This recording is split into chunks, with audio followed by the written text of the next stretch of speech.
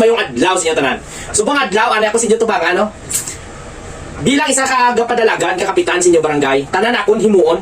Akon himuon sa inyo nga mga pamuluyo diri sa aton barangay.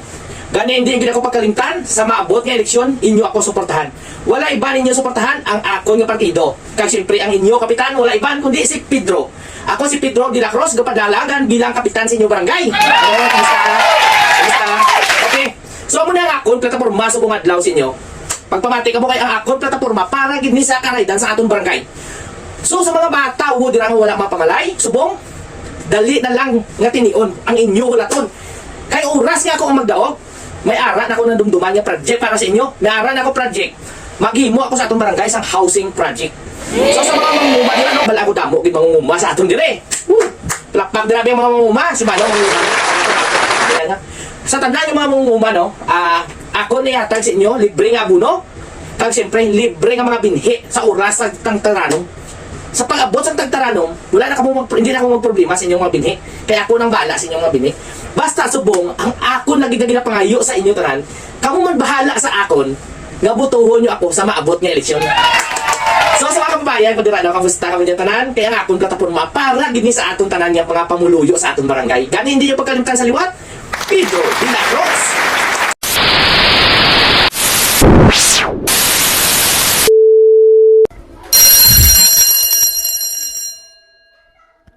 Uy, si Kapitan mo to? Wow, mayagin po. Thank you Lord. Nakita ko sa Kapitan kang nandaog. Kaya subong adlaw, kinahanglan ko gid ang binhi sa amon humay. Kap! Kamusta Kap? Sino naman? Kasi Mario ko na, kilala niya ko ako. Ay, kamusta nong?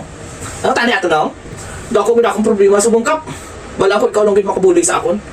Di ba, pag eleksyon ginambal mo sa amon nga libre ang abono, libre ang binhi sa ato, sa mga palay, sa oras sa tutaranong Kap, subong Kap. Tumuan, di kami kapikado Kap, wala akong nagbakal sa binhi ko. Base mabuligan mo ako subong. Ako tigid ang pasalamat ko sa imo Kap, ikaw man nagdaog bilang kapitan sa amon barangay Kap. Ay, pasensya. Kay subong abi, nagakaubusan ang mga binhi sa aton banwa. Wala gid ko sa imo, pasensya gid, wala gid ko sa imo maihatag ang binhi subong. Tuod na ang ginapahamba ko sa eleksyon nga maghatag ko sa binhi. Pero ano ang atong mahimo? Kay subong pa lang, wala na binhi ang banwa. So ano ihatag ko sa inyo? Kung pwede, balik ka na lang next year. Balik ka na lang sa ako next year. Pakatog lang kay Kapitan bay. Guba ako ang ginangamon itong dalan. Tama kalutak ginangamon dalan. Kay isang eleksyon bla to migaw. Make itong sa eleksyon. Nagambal na si Kapitan nga hambal sa akong pasimento ko ng dalan dire mo. So makatog kay Kapitan. Uy, si Kapitan man amigo. Si Kapitan na oh. Kap, kamusta? Yung adlaw May gusto tadi kami nga ipalington sa imo Kap no. Kay ang amon dalan dito bla. Pertigi kalutak. So kung pwede buligan mo kami kay isang eleksyon, di ba naggamba ka sa amon nga kung ikaw magdaog, ipasimento mga amon dalan, di ba?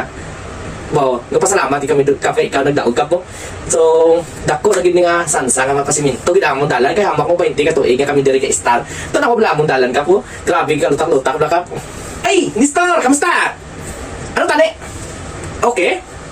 Wow. Amo gani nang ginambal ko sa wala pa eleksyon, nagambal ko sa inyo. Pasimintuhon ko inang inyong dalan. Wala din na problema. Pasimintuhon ko. Kaso lang subong.